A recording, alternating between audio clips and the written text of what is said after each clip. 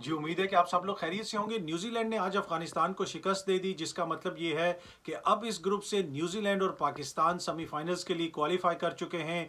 भारत की टीम वापस जाएगी, अब उनकी भी घर वापसी होगी। लेकिन भारत की टीम को जो उम्मीद पैदा हुई थी अफ़गानिस्तान को शिकस्त देने के बाद, आज उस उम्मीद के ऊपर पानी फिर गया और अफ़गानिस्तान की टीम जिस तरीके से भारत के खिलाफ खेली थी, आज उससे वो मुख्तलिफ टीम नज़र आई। आज अफ़गानिस्तान टीम के वो अहम बॉलर जो भारत के खिलाफ नहीं खेले, जो उस वक्त इंजर्ड थे, आज उनकी तबीयत भी बेहतर थी और वो भी टीम में शामिल थे, उनको भी खिलाया गया।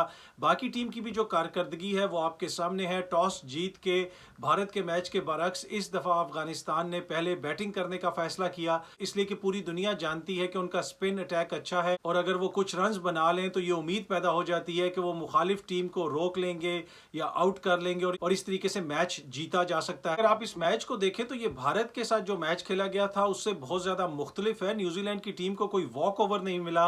जिस तरीके से भारत के प्लेयर्स ने चौके छक्के लगाए थे और 210 रन बना लिए थे, आज 125 रन का टोटल था, उसको बड़ी मुश्किल से न्यूजीलैंड ने अचीव किया। मुश्किल तो नहीं मैं कहूँगा, लेकिन उसको अचीव करने में थोड़ी तगोदो करनी पड़ी न्यूजीलैंड की टीम को और अफगानिस्तान की टीम ने बड़ी अच्छी बॉलिंग की। पूरा भारत आज उनको सपोर्ट कर रहा था, पूरे भारत की नज़रें उनके ऊपर थीं। मैं ये बात नहीं करूँगा क्योंकि ये मुनासिब नहीं होगा ऐसा कहना कि जिस तरीके से अशरफ गनी की हुकूमत और उसकी फ़ौज ने इनके सपनों के ऊपर पानी फेरा था, उसी तरह आज अफगानिस्तान की क्रिकेट टीम ने भी भारत के सपनों के ऊपर पानी फेर दिया।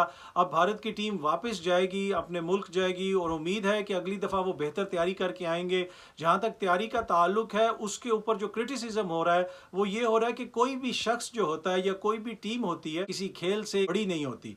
भारत का मसला ये रहा है कि इनकी टीम ये समझती रही है कि वो पूरे खेल से बड़े हैं, पूरी दुनिया वहाँ पे आके खेलेगी, वो किसी दूसरे मुल्क में जाना पसंद नहीं करते, आईपीएल खेलना पसंद करते हैं, दूसरे लोग भी आके आईपीएल में खेलते हैं, लेकिन इससे वो प्रैक्टिस नहीं मिलती जो आपको आमतौर पे दूसरे ममालिक में जाके मिलती है, दूसरी पिचेस के ऊपर खेल के मिलती है। आखिर में एक बार बस मैं इतना ही कहूँगा कि इंडिया की टीम को अब वापस जाके सोचना चाहिए कि कहाँ कहाँ उनसे गलतियाँ हुई, किस वजह से आज उनकी टीम सेमीफाइनल में भी नहीं पहुंची। वो टीम जिसके पास सबसे ज़्यादा सरमाया है, जिसका बोर्ड बहुत अमीर है, जिसको स्पॉन्सरशिप बहुत मिलती है, लेकिन आज उसकी हालत ये है कि वो ग्रुप स्टेज से भी आगे नहीं जा सकी।